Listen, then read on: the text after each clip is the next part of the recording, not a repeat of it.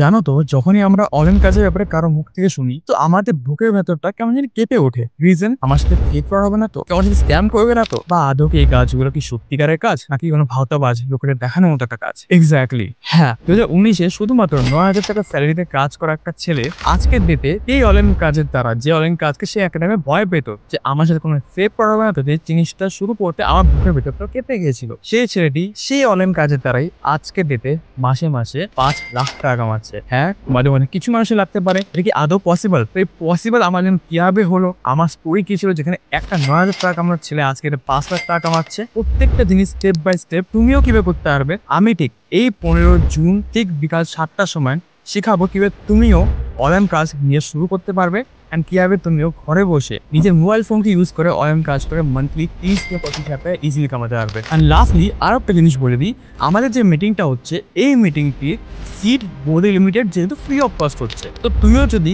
এই মিটিংয়ে বসতে চাও, যা যারা ভিডিওটা দেখছো তাকে শুধু এতটুকু বলে দাও যে আমার সিটটাও হোল্ড করে দাও, যাতে তুমিও এই মিটিংয়ের মধ্যে বসতে পারো, তুমিও কিভাবে টাকা কামাতে পারবে ওটা তুমি জানতে পারো। তো দেখা হচ্ছে আমাদের 15 জুন ঠিক 7টার সময়।